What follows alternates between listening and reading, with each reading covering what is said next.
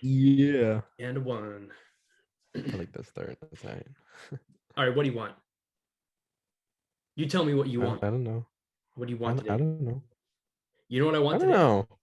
What do you want today? Tell We me. never actually ask our listeners what they want. That's a good point. We were real selfish. That's bad. That's not good. We just tell them stuff that's on our mind.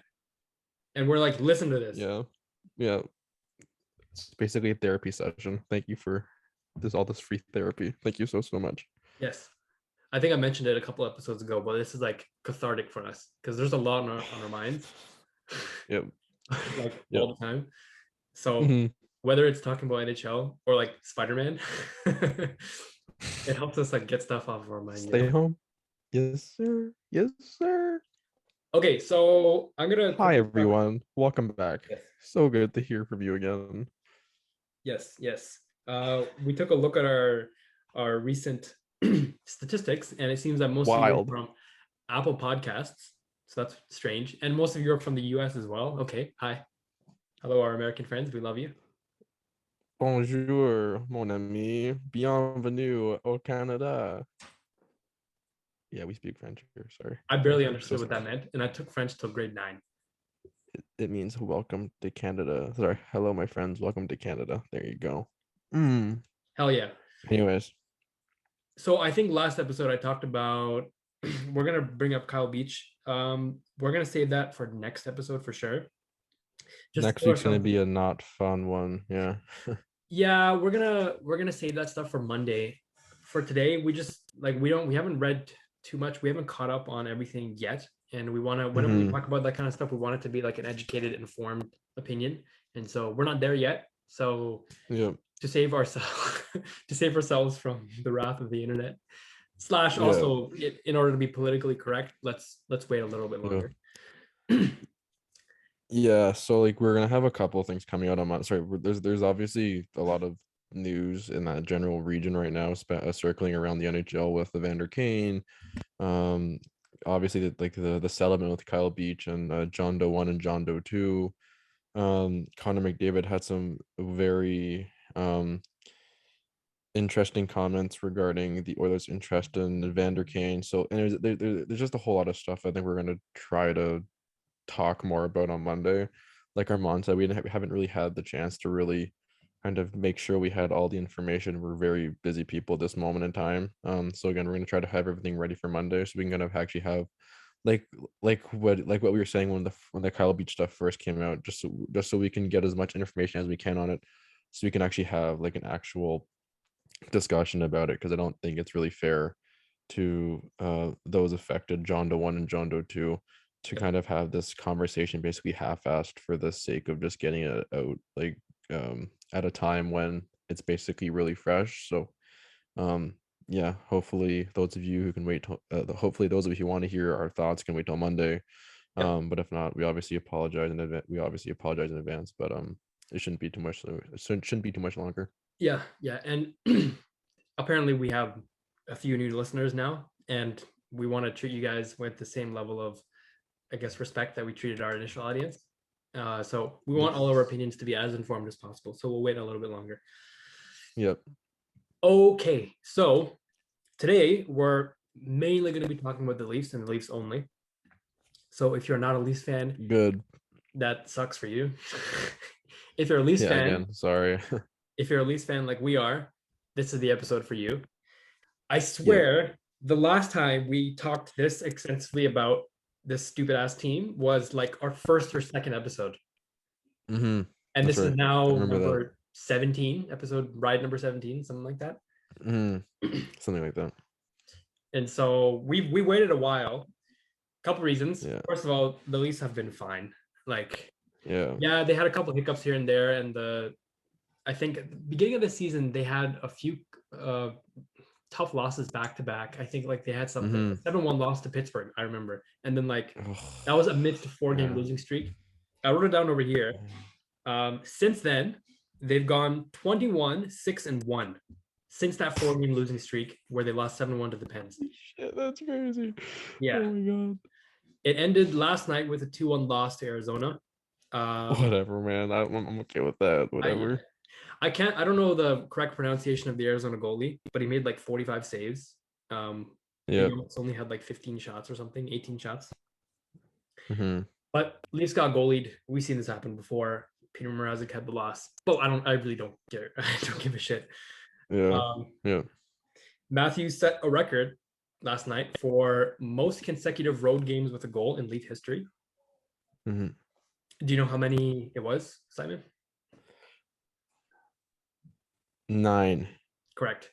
9 road games in a row for our boy. Our mustache-less. Happy. Quick question. Do you like him? All-star captain. All-star Yes. captain, Austin Matthews. That That's was true. also announced today, so that's kind of fun. Yes. Yeah, we'll save the All-Star talk for a little bit later Yep. if we have time. Mhm. But do you like Austin Matthews with or without his stash? I prefer without, but I just prefer whichever helps him score more. So Honestly, yeah. I don't know. Whichever Yeah. he's comfortable with. Exactly. How about you? What's your preference? I really don't care. I like Yeah, same. without the mustache. I think he looks better without it, but that's just my opinion. Doesn't I agree. I agree. whichever Poppy likes. Yep. During that run where the Leafs went 21-6-1, Jack Campbell has catapulted himself to top of the league in terms of save percentage. Right now he's 935, which is ridiculous. And I'm only looking at goalies that have played a minimum of like, what did I say, 22 games. And so Soupy is number 1 in the league save percentage. Behind Soupy can you guess the 2 goalies behind Soup for save percentage? Oh shit. Freddie Anderson. Yep. And Georgiev. No. Vasilevsky. No. I think Georgiev played fewer games than Shesterkin. Oh, sorry, Shesterkin. Is it Shesterkin? It's not him either, though. That's disappointing. It's Tristan Jarry, Pittsburgh. Oh, that's good. Interesting. Okay, good for him. Which is interesting because I'll talk about Soup in a sec, but the Pittsburgh Penguins over the last few seasons have been kind of not that good, but that's also because their goalie tandem, whatever duo that they've had in place. I think they had Matt Murray for a couple of seasons even after he won the cup, and he was not good. And it was Flower and Flower and Matt Murray, and then the expansion draft happened. It was Matt Murray and I think Tristan Jarry. Yeah, and they traded Matt Murray, and that was Tristan Jarry and Casey DeSmith. Yes, Casey. I'm not sure what it is right now, but it's Tristan Jarry and someone. But yeah, I'm looking at it right now. Like after you mentioned that, yeah, Tristan Jarry has been unreal. Holy cow! Yep. He's carried the Pens. The Pens are actually a lot better than people thought they would be this season, mainly because of goaltending. I shouldn't be this surprised. Goalie position is the most important on any team, and there's a reason why the Leafs have been doing so well. It's because Jack Campbell has been absolutely phenomenal. Honestly, those 3 goalies are interchangeable between like 1 through 3 in the league. Jack is 3rd in the league in goals against average, 2.02, which is behind only 2 again, Jarry, which is 1.91, and Freddie 1.97. Wow. Jack is also 3rd in the league with 18 wins, behind Vasilevsky and UC Saros. But again, those 2 teams, Lightning and the Preds, have played more games than the Leafs. So I don't like wins as a goalie stat. I don't either. That's a team sport. Anyways, but I just know it's one thing that's considered, one category that's considered when the Vezina is awarded at the end of the season, how many wins you have. If I were to award that trophy right now, you already know who I'd give it to. I'd give it to Soupy. I don't give a fuck what anyone says. Love him so much. I love how we picked the episode after we find out we have a highly American audience, just to go all out on the Leafs. hey, Jack Campbell's an American All-Star. I know, but still, he plays for the team that like literally everyone hates, though. Yeah, I know. Anyway, I love our boy, and I think you feel the same way. Yeah. Oh yeah. I'm just dreading this contract because I just get worried it's going to be Freddie Anderson 2.0. I'm pretty confident they'll be able to sign him, but again, I just have no idea what's going to happen with this. I'm just nervous at the Mrazek contract, to be honest, because it's like what is it again? I forgot. It's 3 for another 3 years. No, something like that. I think it's 3.5 for like 3 or something like that. Yeah. My thing is, my thing is, I think they'll be able to move him. There are teams in the league that need goaltending, and that's a very manageable number. It's not like he's making $5.5 to $6 million. Yep. Like I think if you look at a team like Edmonton, who's relatively cap strapped and needs some sort of goalie or was likely gonna need some goaltending after the season, I think Peter Mrazek's a really nice fit. And even if the Leafs like just basically give him away for like a late round draft pick, I'm okay with that. If that basically means you're able to open up almost $4 million in cap space and retain Jack Campbell. Like I just don't I guess I don't view I get where you're coming from. And I think after the groin injury at the beginning of the season, I was worried about that as well. Yeah. But I don't really have any concern about the Leafs being able to move Peter Mrazek. Yeah, I don't think so either. I just really hope if it comes down to Mrazek or Campbell, I hope the Leafs know the obvious answer there in the offseason. I think they do. I I sorry. hope so. They see what we see. There's no chance. I would think there'd be almost no chance that if you were to ask them like if you would rather have Campbell or Mrazek, I feel comfortable 10 out of 10 times they'd say Jack Campbell. Okay, that's good. Yeah. You being confident in the Leafs management makes me more confident. Because now I'm going to talk about some of the other players on the Leafs team. I have some stats over here that I wrote down. I'm going to just list them out for you. And I'm going to talk about this leading up to our possible discussion on the improvements that the Leafs need going into the All-Star break, as well as the deadline coming up, as well as the playoffs. So I'm going to list the stats first. Okay, Austin Matthews, right now, 11th in the league in points, 38 points in 32 games. Only 32 games he's played. Yeah, he has 38 points. That's wild. Oh my god. You know what's even wilder? So I haven't context here for anyone listening. Simon and I haven't paid too much attention to the Leafs over the last 2-3 weeks because the world is crazy. Yeah, the world's exploding. So literally, yeah. When I saw these stats, I was a little surprised myself. I was like, holy shit. Austin's 11th in the league in points. Okay. Nylander is 17th with 36 and 35. He's having a career year. He's been so good. Yep. Like, he's actually been unreal. Oh my god. And that $6.9 million contract right now. Like, so good. People are okay. This might catch a lot of heat. I don't really think it's that much of a hot take. People were comparing, like, why can't William Nylander play like David Pastrnak?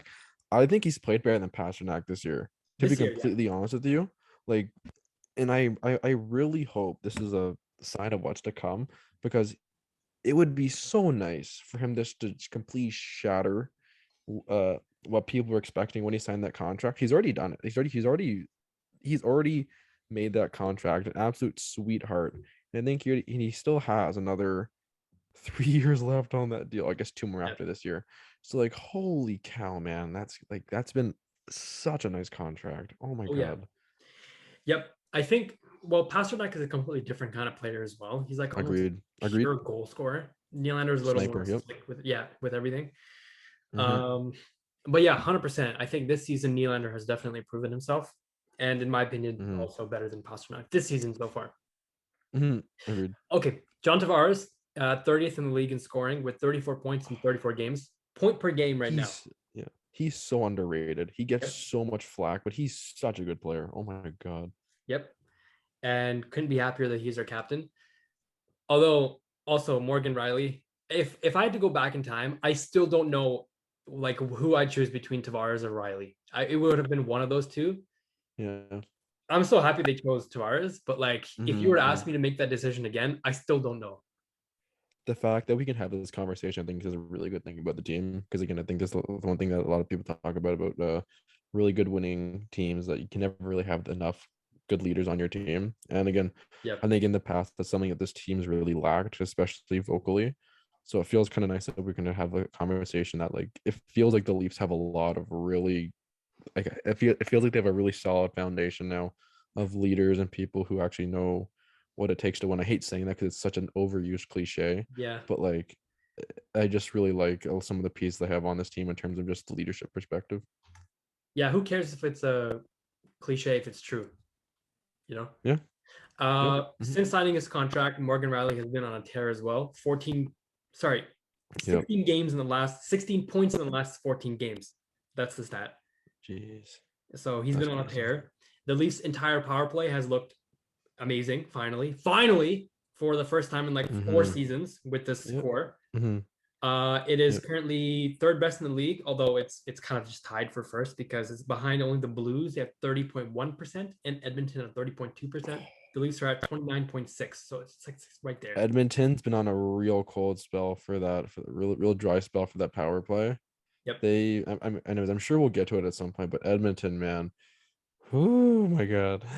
Yeah. But power play wise, it's currently those 3 teams. Behind the Leafs is Nashville at 27%. Those bums. Those bums who are leading the Central Division. Yeah, I know, right?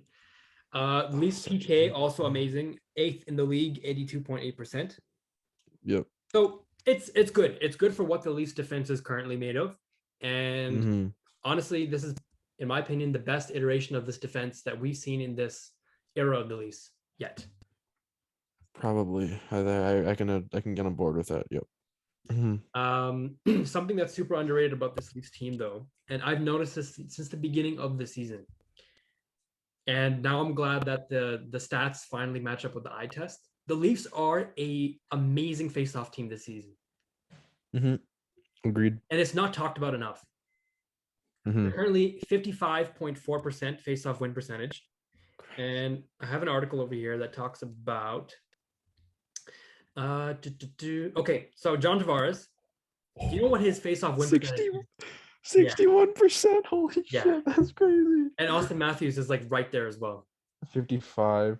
Oh my god, yeah. Yeah, so David Kemp I pulled and Jason stats so I can see them. Yeah. Are also above 50. And there's not many teams in the league that can vouch for 4 centers all above a 50% face-off win percentage. That's disgusting. That's actually disgusting. Oh my god.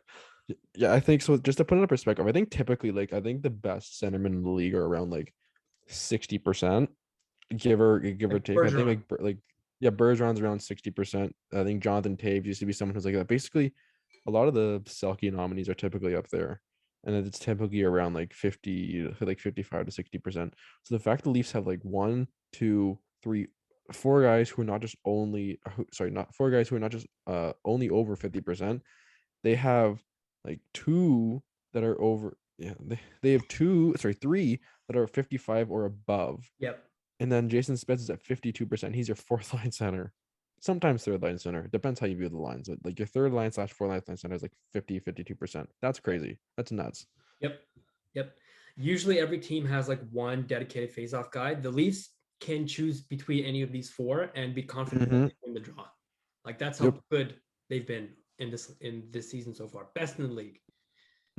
And I just want to talk about that more. I'm glad I'm bringing it up right now, but I'm going to bring it up again in future episodes. The Leafs face-off percentage is phenomenal. And I think that's again, I think that's actually a pretty big reason why the Leafs have been so successful in the penalty kill. Because again, in years past, you think about what the Leafs penalty kill was missing, is I think they didn't have an actual dedicated defensive zone center. Now they have David Kampf. Before they were basically, I think they were trotting out Zach Hyman and at times Kasperi Kapanen, Alexander Kerfoot. Kerfoot can play center. He has but with the Leafs, he's basically been playing the wing the last year and a half, 2 years. In this year especially, his faceoff percentage is 39.7, and Zach Hyman, I think he was pretty good at faceoff for being a winger who never plays center. But especially on a power play, possession is such a massive thing that if you're not winning the face-off, it's almost like you're just giving the puck away to the other team and basically letting them cycle the puck over and over and over. So again, I think that's why David Kampf has been such a massive addition to this team that no one's really talked about. And I think the face-offs especially are such a massive part of it and a huge reason why the penalty kill is doing a lot better than they have in the past. I think of the 3 major offseason additions that Dubas made, so Kampf, Bunting, and Ritchie, and Kasha, 4. 3 of them have been really, really good. They've worked out exceptionally well. Ritchie we can talk about, but whatever. You can't hit a home run with every single free agent you sign. But those three have Agreed. been super, super good. Dynamite. They've been dynamite. Yep. I'll get into more about that in a second. I just wanted to say in this article I have over here, I see Bergeron's face-off wins percentage over the last 10 seasons. It's ridiculous. Yeah. Like every He's season he's since absurd. 09, 010, except for Yeah. one season, he's been top 10, top 9 in the league. Yeah. And you know what I his, think yeah. do you know what his is Sorry, go this on. season? It's gonna be something ridiculous, like 64% or something like Yes, that. literally that 63.8%. That's crazy. He's ridiculous. Another guy who's like that's Ryan O'Reilly's nuts. He's like that as well. He is crazy. Ryan O'Reilly and Patrice Bergeron are face off just like they're behemoths. They're Yeah, ridiculous. it's an art. Like if you know how to win your faceoffs cleanly and that Hmm. frequently, then like you're a master of something that very few players Yeah. actually do. Well, like I just think you can spend a lot of time on like face offs are one of those things where if you can spend a lot of time on and get better at it. It's not necessarily like size or something where it can't really be taught. I think especially just with like Technique. nowadays, yeah. Nowadays there's so few players that play like actual center that like it's kind of difficult to have like multiple players who have like that high like face off percentage because like realistically how often are wingers going to be taking face offs? Like I mean they take them every now and then when the centers get thrown out, but I don't really think it's something that wingers go like, oh, I need to like make sure I'm like an absolute just like fiend on face offs or something. I don't know. Maybe I'm off base. I don't know, but I No, just I don't feels think like you're off that. base. Yeah. I'm going to quickly rotate back to the other Leaf stats. So Marner, obviously, he's been out. He just came back recently. But other than that, the Leafs have been slowly trending toward finally being completely healthy. And I have not Yeah. seen this like we've seen this a couple times over the last two seasons, but for the most Mm-hmm. part, there's always been at least like two or three players that are just always out for the Leafs. And even when they Mm-hmm. have the full team in, you just know someone's banged up. Yeah. Now it finally looks like I think this Saturday the entire team will be back, with the exception of Mm-hmm. Ian Scott, but that's okay. Mikheyev's Yeah. since he's returned, he's been really good. Yeah. Like that shocked me too. I was like, I don't know what role Mikheyev's gonna play over here. The team's been fine. He comes in Yep. and he's Mm-hmm. in 5 games this year. He has 5 points, 4 goals, 1 assist, playing on the third line. I have some thoughts on Ilya Mikheyev, but I'll Yeah, save it for later on. I'm interested to. Yeah, yeah. You're right. Like it's, and I think that's another thing that's been kind of incredible about this Leaf start. They didn't have Austin Matthews the first couple games of the season. Mitch Marner's been in and out of the lineup. Uh, and like a lot like the Leafs have like Andre Kasha, one of their better players, has been in and out of the lineup. Like it's just been so. Jason Spezza got suspended. Like it's just Yeah, been a Sandin's been out. Now he's real back. yeah. Now people don't talk about this a lot, but I think the Leafs are probably one of the biggest beneficiaries of that like 2 week pause right before like or during Christmas because it allowed everyone to get like basically like healthy. Mitch Marner came back after I think he was hurt for a while. Yep. I can't remember what that was. Mitch Marner was hurt. Oh no, it was the Jake Muzzin. Like he cleared Jake Muzzin, right? So Yep. that allowed him to come back. Sandin obviously was able to rehab and come back. So I mean, That's a but like yeah, yeah. yeah, like you said, they're finally. I think they were saying that Mitch Marner and Pierre Engvall are going to fly out with the team once they clear COVID protocol. I think it's supposed to be today. So might have been today. Might be tomorrow. It's for I don't really Saturday's know. game. For So Saturday's game. Okay, yeah. So yep. it sounds like they'll be back, which is good for a game against St. Louis. That should be a really good game. But like you're right, and I think it's just one of the things that has made this start so impressive, considering how many pieces have been coming in and out of the lineup so frequently. Yep, yep. I'm excited. Finally, the team. We now know what the product looks like with everyone healthy. Yeah. The team has been fine, doing just fine without everyone being healthy. But now we can finally take a look at okay, full, proper, healthy, almost 100% assessment starts now. So Mm-hmm. we'll see what happens. Yep. A couple more stats I want to throw out right now. So Matthews, I already told you how many points he's had, but last 15 games he's had 23 points on the That's first line, ridiculous. which is Matthews, Kasha, and Bunting. Bunting has had points in 3 straight. He's been kind of on a cold spell, but that's okay because Kasha has had 11 points in 11 games. Oh, he's so Games. good. What And a steal by Kyle Dubas. 100%. The second Yep. line, Kerfoot, Tavares, Nylander has also been just dynamite. Last 15 games, you got 20 points for Willie. Tavares, you've got 17 points in the last 12 games. And Kerfoot has actually had a career season so far. Yep. 25 points in 35 games so far, including 9 in the last 5 games. Monster. Yeah. Kerfoot, man. Yep. So that's the good stuff. That's the good stuff about the Leafs. And I can talk ages and ages about why I love this iteration of the Leaf squad so much. However, there's always something you can improve. And we had the same discussion a couple months ago, and we're going to have it again. We all know what there can be to improve. And I don't want to say the specific player, but I think we even know what the specific player is that we'd like to see improved. Okay, yeah. Yeah, Justin Holl's got to go, man. Like he's got to go. I'm sorry. Okay, so I'm gonna try to kind of put my. So actually, I'm gonna go on my Sheldon Keefe rant here because I've like this has been like in my back pocket for like weeks now because this is a trend that I've been noticing like throughout the season and it's driving me crazy. Okay, so granted, this is not the best time to be having this. Right, the fact that I'm having this argument now, after the game where they lost to the Coyotes, isn't necessarily going to back my argument up all that well, but just in principle, I think this is a conversation that needs to be had.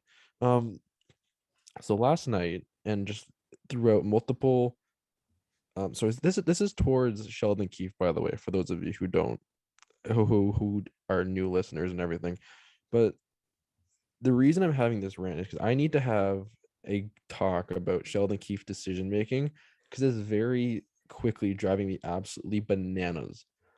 So, and the reason sorry, I have a problem with the fact that Justin Holl is playing as many games as he is.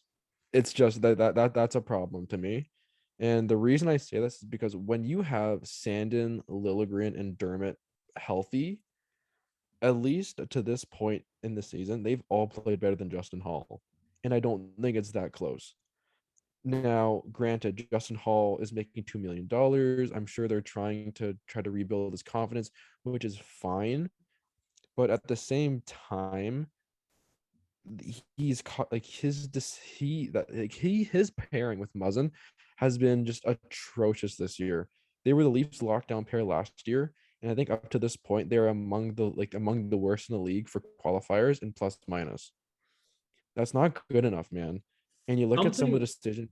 Sorry, go ahead. Something happened between last season and this season that has just tanked that pair. I don't know what it is, but every time I see them play now, I'm like, you guys are like a ghost of what you were last season, and I don't know what it is. The Muzzin Holl pairing. The problem I have with Justin Holl is his decision making. Like just to give an example here, I think it was in the Las Vegas in the Golden Knights game. I think they're on the penalty kill, and both Muzzin and Holl went behind the net to go cover the same guy, and it basically left Kolasar out in front of it, and I think he scored a power play goal.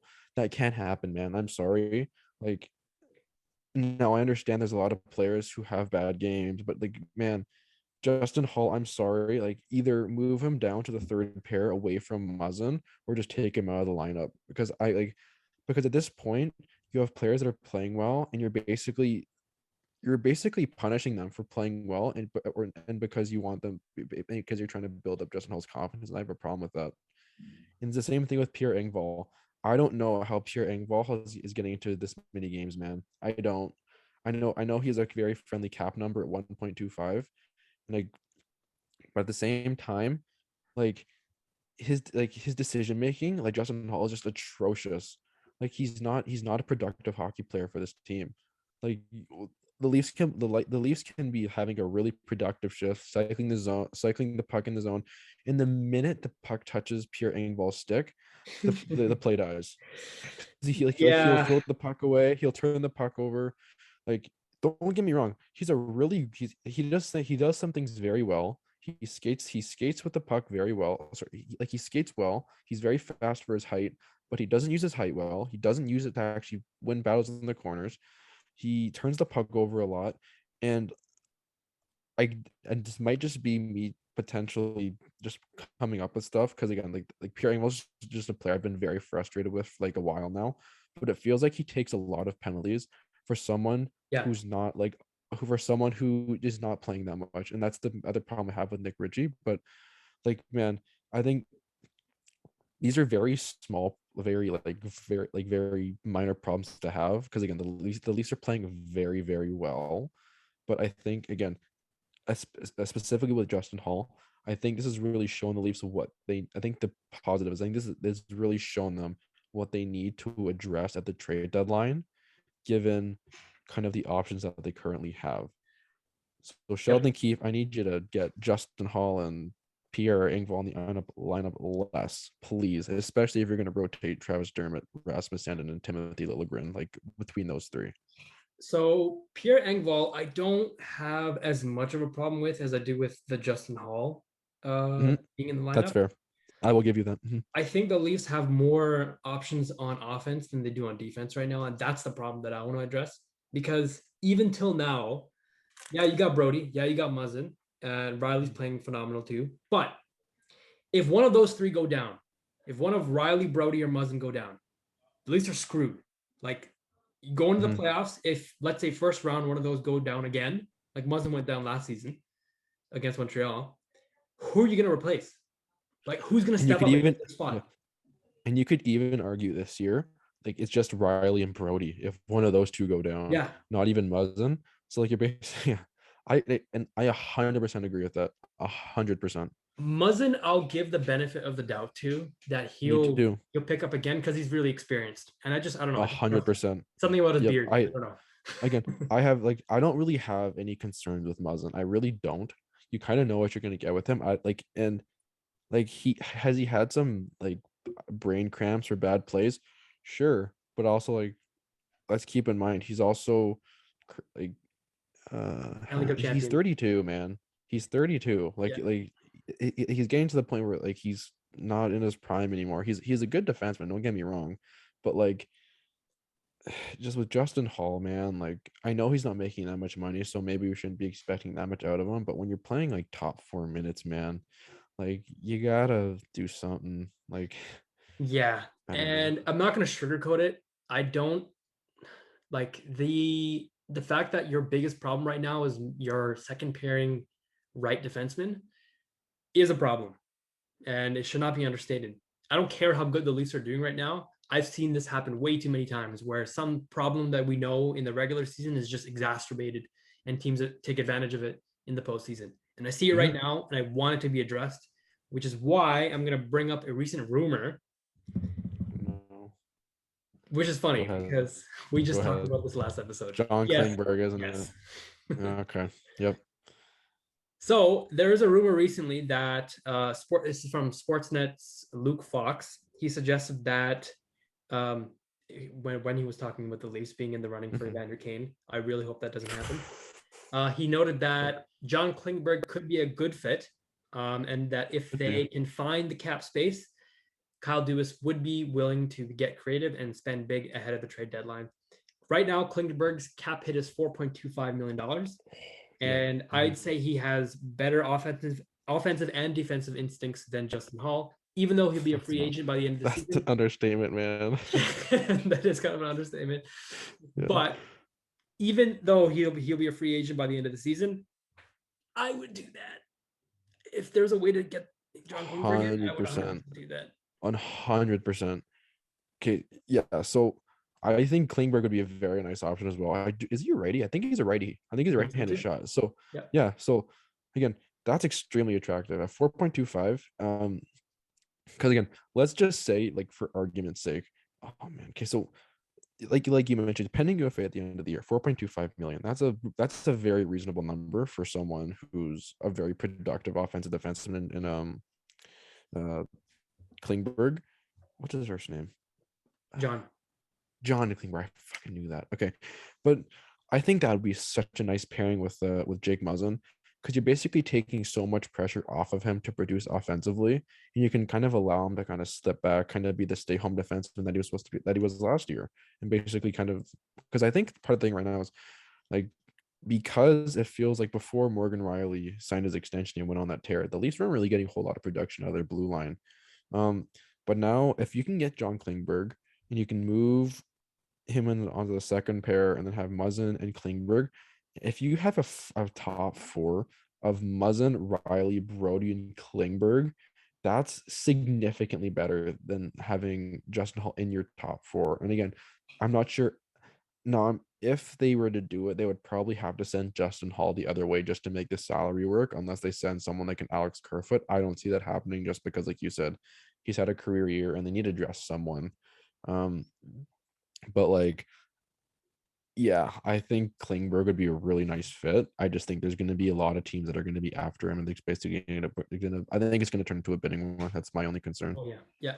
Which is why there's one more name the Leafs have been recently linked to. I think for a couple seasons now, and I've also had my eye on this player because in fantasy he is very, very underrated. Roman Yossi. Yes. No, Damn it! Yes. No, he's okay. I'm gonna let you guess. New Jersey Devils defenseman. Oh, Severson. Yes.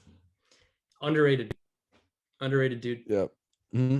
I don't disagree with that at all. I actually really like Damon Severson. Yep. I have no problem with them at all. Now granted, if you were to ask me who I'd rather have between Severson and Klingberg, I would say Klingberg 100%. But that being said, if it gets to a point where they feel like they can't pay as much as the Stars want for Klingberg, Severson would be a very, very, very nice consolation prize.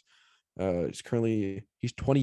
He's a 27-year-old right-hand shooting defenseman. That's real nice, man. Oh my god. Severson or Klingberg? Severson's 27. Yeah. Dope. I mean, he has term. He has term 2 years at 4.1. Sorry, after this year, he has one more year at 4.166. Sorry, like 4,100,000. You know what I mean. Yeah. That's a very nice number for it. And again, the Devils aren't going anywhere. And if you could probably send them Justin Holl just to have an NHL ready defenseman on that roster, along with other goodies. I'm not suggesting they do a Severson for Justin Holl swap because there's no way that would happen anyways. But like I think if New Jersey wants to move Severson and the Leafs are interested, I would be very much okay with that. Yeah, I'm looking at the Leafs cap friendly right now, and the only concern that I have is if they get into a bidding war again this season. They got into one last season with Nick Foligno. Probably will. We all know what happened with that trade. I still don't have a huge problem with that trade, but that's okay. I don't either. Obviously, in hindsight, now I do. But when it was made, I don't have a problem with it. The Leafs only have 3 draft picks this year, same as they did last year. Yeah.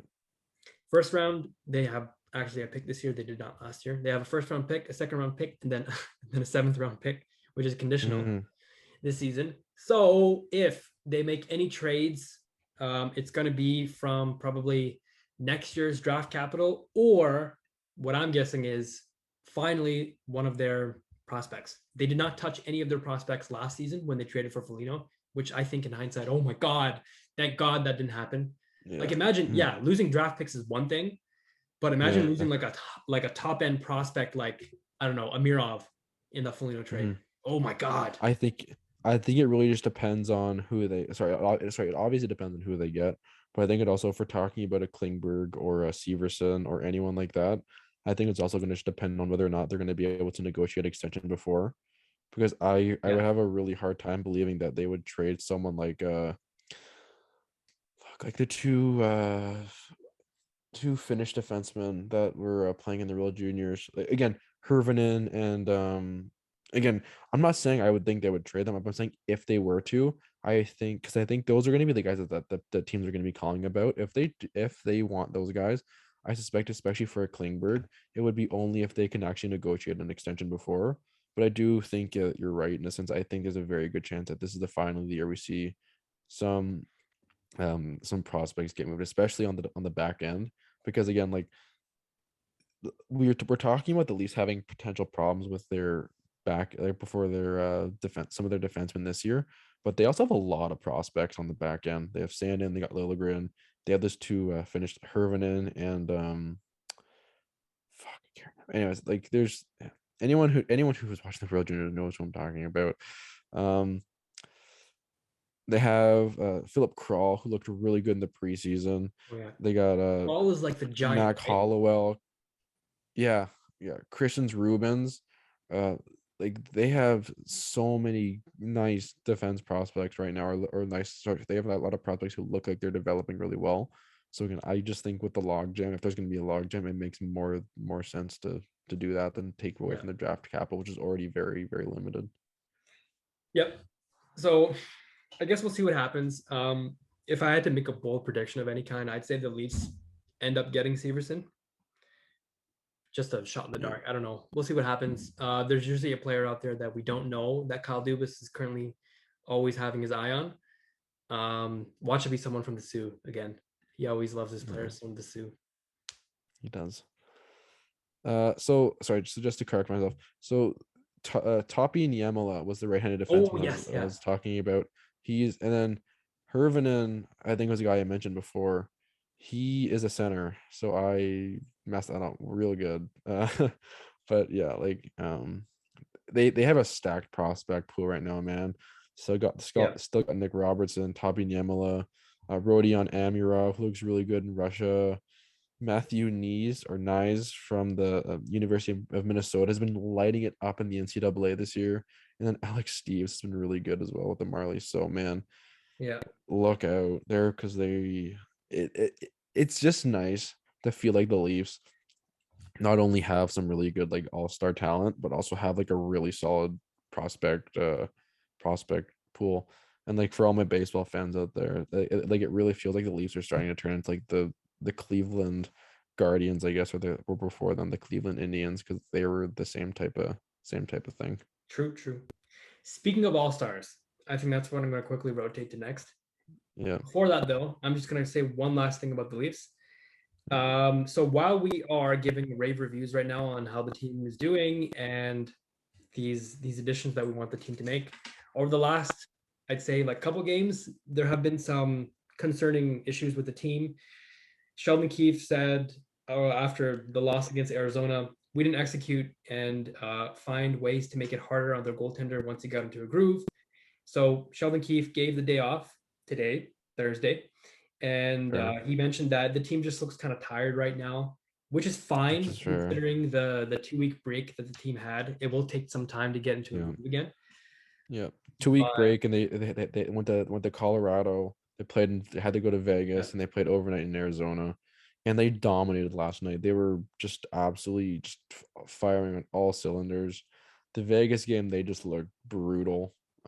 yeah, And somehow then they won that. the Avs game, the against the Avs, they were the better team up until like the third period. The third period, they just caved. Yeah, yeah. I think the So third game of I yesterday's game as well. yeah, yeah, like so I'm not concerned really. Sorry, it definitely is concerning, but I am not concerned. If that makes sense. Yeah, me too. Yeah, it's just a small thing. They'll get over it. Oh yeah, yeah. Um, They also don't have Mitch Marner, which is oh significant. yeah, yeah, that's true. Yeah. I think we're getting right now into the season. We're getting into the part where it's what do I call it? It's like like the dog days of summer. It's like Hmm. July, Yeah. August, where it's like really Yep. hot and you have nothing to do and it's boring Yeah. and it's like repetitive. Yeah. It's kind of like that part of the season now. January, February is when you have a lot of games going on, but it's like we got half the season left. Well, yeah, and you also have people who are like analyzing. Okay, like we're like X amount of weeks from the trade deadline. What do we need? Like how are we looking? Like who do we want to extend? Who do we want to move? Who do we want to keep? Like stuff like that. So I mean, Yeah. So yeah, it's in a few weeks, this is going to get really repetitive. And we just started our discussions on the Leafs' possible trade deadline acquisitions. We're going to get yeah, bored of this really quickly. yeah. At the same time, though, I don't know if the NHL is going to rearrange any of the dates, the key dates that they had. I don't think so. I think they're just gonna power through it. I can't see them moving anything. Okay. Yeah. Then they're probably going to treat the Olympic quote unquote break as like a catch up for any of the COVID Oh rescheduled yeah. games. Yeah. Oh yeah. I think so. 100%. I think so as well. Which is good. Okay. Yeah, I agree. All-Star rosters. I'm gonna spend like 5 minutes on this and then let's wrap up. Mm-hmm. Yeah. So they were released tonight. Yeah. Honestly, I don't really care. It's just All-Star Yeah. game, doesn't really matter. The All-Star, like again, just with the current state of the world, it feels like all the things that are supposed to be special kind of aren't. I saw the All-Star rosters got announced. I saw Matthews the captain. I saw Jack Campbell's the starting goalie for the Atlantic. I was like, okay, cool. You Yeah. know, I've never ever been so excited for the All-Star like break or the game or anything that the league has done, except for the one season where John Scott made it to the game. Oh yeah. Yeah. The old yeah. I'm with that as well. I'm on that as well. My thing is like I've also never really been into it. Like, I mean, I was lucky enough to go to the one in 2012 in Ottawa. So Oh, that was obviously really exciting. I actually currently have I actually have a Joffrey Lupul jersey from that game, which is kind of cool. oh wow. Um like it's actually not, it's an All-Star game jersey. It's not like a Leaf jersey. It's an All-Star game You jersey. showed me that one year. I did. It's probably I'm working to get it framed. Um so but yeah, I like when I was younger, the skills competition used to always be interesting because as someone who used to play this sport, I was like, oh, I think that looks kind of cool. I want to try that. And like, oh, he shot he did so well and the accuracy and everything, and like the elimination shootout was always interesting just because I think whenever there's I think when you're younger, the shootouts is really interesting because some players do some really cool things like spinorama, really nasty toe Yeah. drag and stuff like that. But like now that I'm older and like I don't really play as much and like I just don't really see the big deal. I get why it's an accomplishment for the players, but as a fan, I can't really get excited for it. Like Yeah, it's just another break. I think it's really good for the city that it's happening in. I think anyone who mhm, gets to go to a game, I'd love to go to an All-Star game, but watching yeah, it, I don't really care. yeah. Like and I feel the way about like all the sports, like the NFL Pro Bowl is probably one of the biggest jokes in professional sports. The NBA All-Star game, the All-Star game itself, the last couple NBA All-Star games have been really good because like Yeah, they actually implemented new rules, encouraged players to actually try. So like those have been really good. And the MLB All-Star games were really good when like there's actually something on the line. So for those of you who don't know, I'm sure a lot of you do it based on our age demographic that we that we looked at earlier. But the way that MLB All-Star game used to work is whoever won the All-Star game actually got to host the World Series, like actually got the home field advantage for the World Series, which at the time was oh, kind of ridiculous. yeah, Given that like you could have like a team that was like 100 wins and like a team facing teams like so that was like 80 or 90 wins, and because the league that the lower winning team that they won the All-Star game, they would get the home field advantage, which is ridiculous. But I thought it like the fact they're playing for something was pretty good. But I don't know, like I just think with All-Star game, there's such a fine line. It's so difficult to get people to attend because basically they're not really competing for anything other than like, oh, my team won. Like it's basically watching house league hockey, to be honest with you. yeah.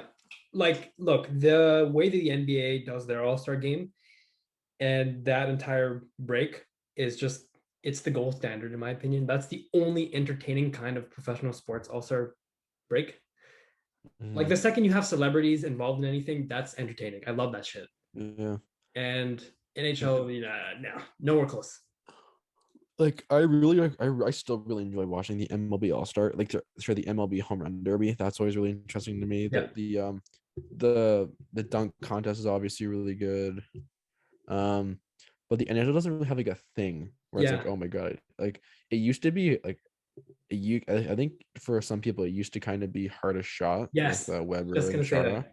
Yeah, where it's like I want to see how hard these guys can shoot. But now that Weber and Chara are gone, it's kind of like it also just feels like hard shots aren't really a thing anymore because you yeah, have like defensemen like Kale McCarr who are basically like lacing through everyone, just whipping wristers through everyone, like yeah. just right underneath the bar. So I mean, I don't know, man. I think the All-Star game is just supposed to be fun, so maybe we're just looking a little too far into it and just trying to analyze a little bit too much. But I don't know. I'm still just not a huge fan.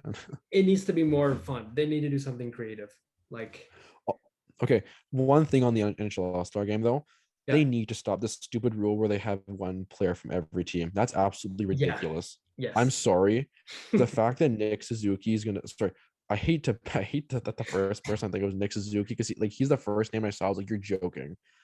The fact that Nick Suzuki or I think it's Thomas Chabot is going to get in over Morgan Riley or John Tavares or William Nylander is ridiculous. Or And Mitch then Marner. and there's more players who are like that. There's obviously more players that are like that. I only mentioned those three because I like those are like just as a Leafs fan, those are the first three names that come to mind. But like, man, like that can't happen. I am like, oh my god, like it's ridiculous. I know. Look, we can talk for ages about the snubs that the All-Star games, the rosters always have, but I honestly don't care about it that much.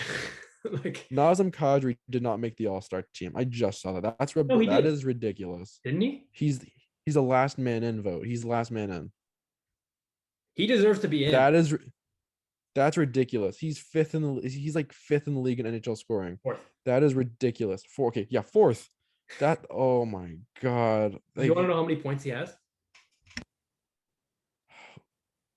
Oh man.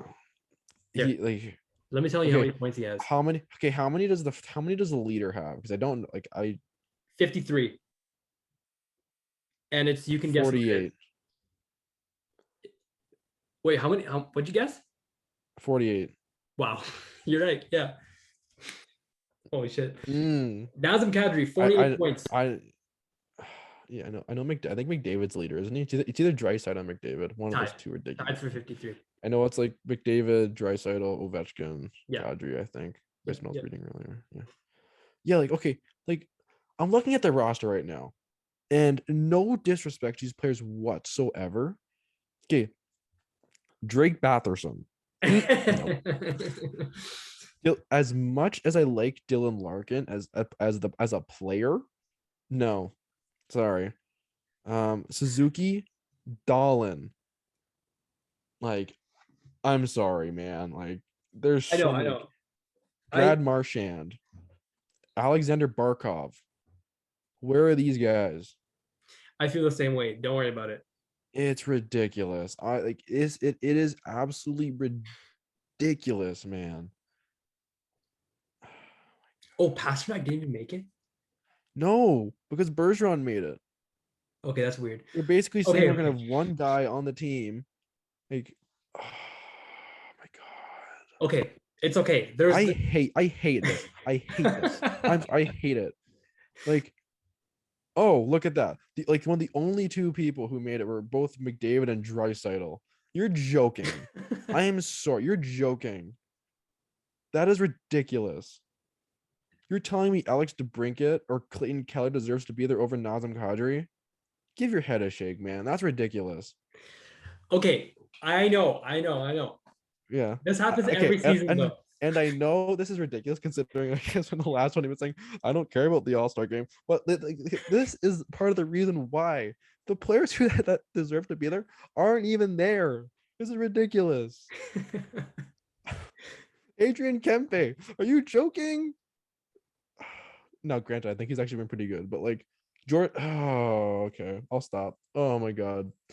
Wait, hold on. Darnell Nurse? Oh no, sorry. I'm reading the man only ballot. Okay, man. Okay, look, we can talk about this for hours. The last thing I'll say about this, if you want to put Drake Batherson, Dylan Larkin, Nick Suzuki, Rasmus Dahlin, I'm just gonna read all the players I don't think should be on here. Clayton Keller, Alex DeBrincat, Kempe, maybe Draisaitl. So not Draisaitl. Wow, not Draisaitl. Sorry, Jordan Eberle, like maybe Timo Meier. Put the good players on, and put the players that you want to put on the roster for the sake of having every man on the one person on every team on the roster on the last man vote. Because the fact that it's the other way around seems completely ridiculous to me. I'm sorry, and I'll leave it at that, or I'll try to.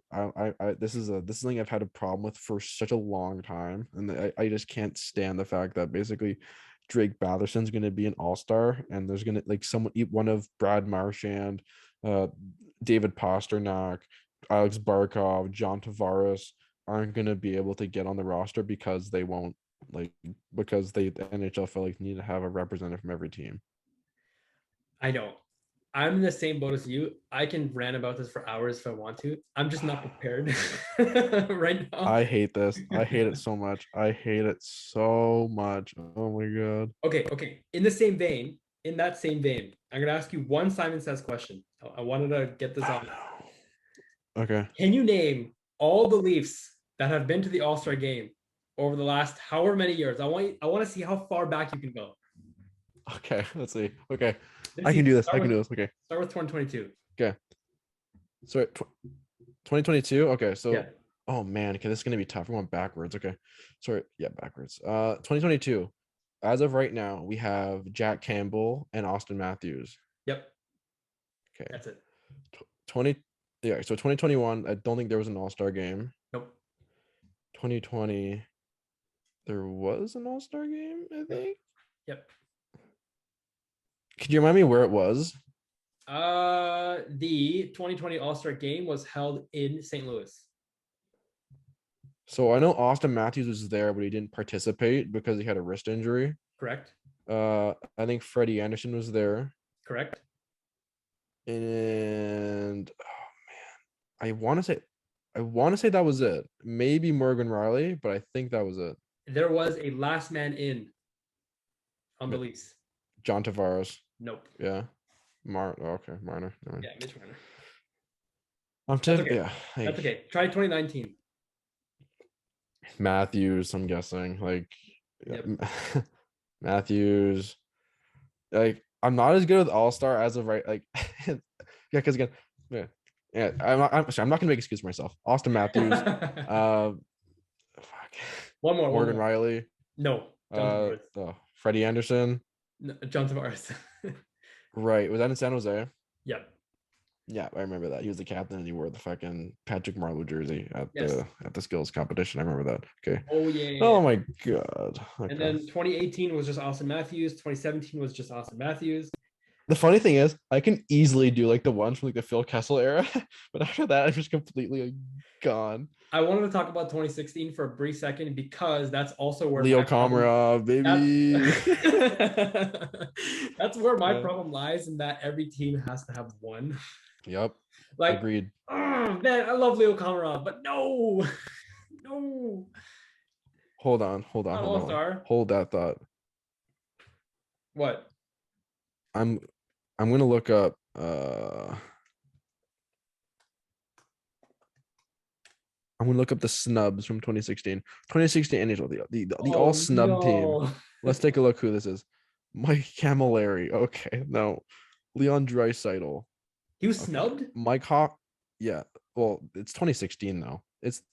Dude, it was 2016. I know, but dude, no okay, way. So this is in the hockey news. Draisaitl snub. The Draisaitl snub is tough to explain. Any Pacific Division hopeful gets blocked by John Scott. But that hurts Scott's Arizona teammates more than anyone, as the Coyotes were guaranteed one rep. Draisaitl is a crucial reason the Edmontons remained on the playoff periphery in Connor McDavid's absence. Draisaitl's 1.03 points per game ranks 6th in the NHL, yet Corey Perry makes the roster over him, even with another duck cracking the Pacific roster. What gives? Yeah, so in terms of the Atlantic Division, Mike Hoffman, Leo Komarov's actually mentioned in this little blurb. Only 6 players have more goals than Mike Hoffman, who has followed up last year's late boom breakout with an even greater performance. 14 of his 19 goals have come at even strength. Fellow Atlantic Division dweller Leo Komarov has been a revelation for the Leafs, but Hoffman has been flat out better, as has Ottawa teammate Bobby Ryan. Alas, blue liner Erik Karlsson was a Sens automatic participant, so Hoffman was hard pressed to squeeze into one of the 6 forward spots. And I get it. I agree. I even as a Leafs fan, I was like, okay, this seems a little ridiculous. Anyways, it's just okay. It is what it is. I don't care. It's an all-star game. Whatever. Question of the day. And we're gonna end it here. Mm-hmm. I know we just said we don't care about the all-star game. However, do you think, question of the day, just yes or no, don't explain this. Mm-hmm. Do you think John Tavares makes it in as last man? Hold on. Here are your options. Let me quickly. Here are your options. Okay. Barkov, McAvoy, Lucas Raymond, Stamkos, John Tavares, Tage Thompson from Buffalo, Oh my god. Brady Tkachuk, or Tyler Toffoli. Oh my god, players who we met. Okay. I'm not gonna okay. So will he get in? I say oh man, I don't know. I'd say no. I'd say no, he does not. Hold on.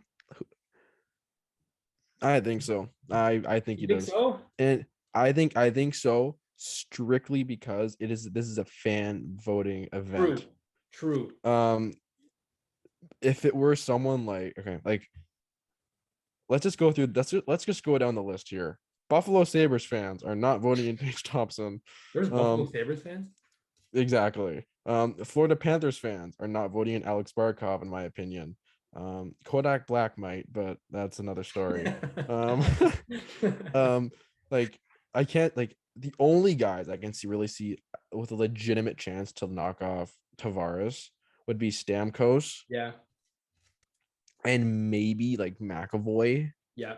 but like and again maybe Brady Tkachuk, but like the only real threats I see are like McAvoy and Steven Stamkos. But even then, even Steven Stamkos, I love Tampa Bay Lightning fans are nuts, but I also don't think they are the type of fans who go in and vote Steven Stamkos in last man. I hope he makes. I really like Steven Stamkos, not even just as a hockey player, but just as a guy. I actually saw him at the 2019 NBA Finals, which is kind of funny. Actually, I have a picture of him. But yeah, it's I think he makes it. Yeah. Okay. I know, and I know you told me just to say yes or no, but I felt like I had to justify myself. Fine. Yeah, I mean, for the same reason I see him not making it in because I just have a feeling like Stamkos will, and that's the guy I have my eyes on. I don't know. I think, and I I also just don't think give it's a just shit. yeah, like Raymond should be there, Barkov should be there, Stamkos should be there, and Tavares should be there. Yeah. Uh, like, like the MLB All-Star Game a couple years ago had one where like 7 of the 9 starting positions were Kansas City Royals. Like that's the Yeah. complete opposite. You know what they need to do? Screw the veterans. Just have a rookie only tournament or like an all-star break or something. Because you know what I want to see? I want to see Mhm. crazy shit. I want to see like Michigan's the entire game. Yeah. Like I don't want to see any slap shots or hardest shots or whatever. Screw that shit. Just do Michigan's the entire time. I Like, don't I don't even think you need rookies to do that though.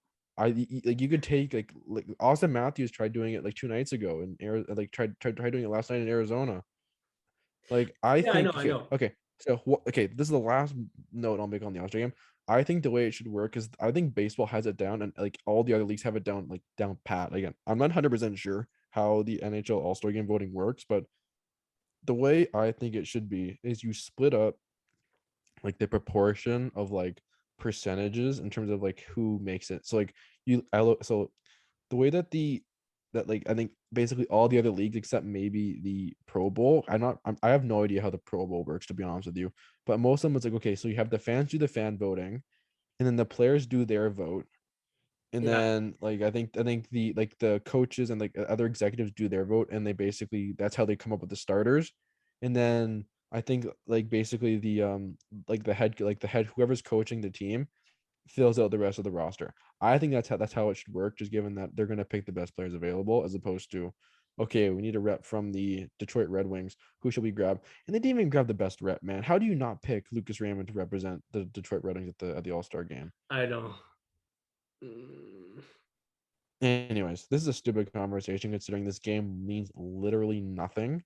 But like, man, like this is We got so it's heated sad. over something that we were like, we're not going to spend more time on this, but we spent the last 35 minutes on the All-Star I game. don't care. This is a topic I'm very passionate about.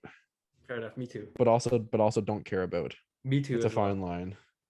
Okay, let's stop there. This was fun. Yeah, it was actually. I had a lot of fun doing this one. Yeah. We'll be back Monday with some more fun stuff for you. Or maybe Tuesday. I don't know. I have to figure out my schedule a little bit. Might be Tuesday. Might be a Tuesday thing. That's okay. We'll figure it out and we'll let you know. Yep. Till then, thanks for listening. Like and subscribe. Do your thing, and have a good weekend.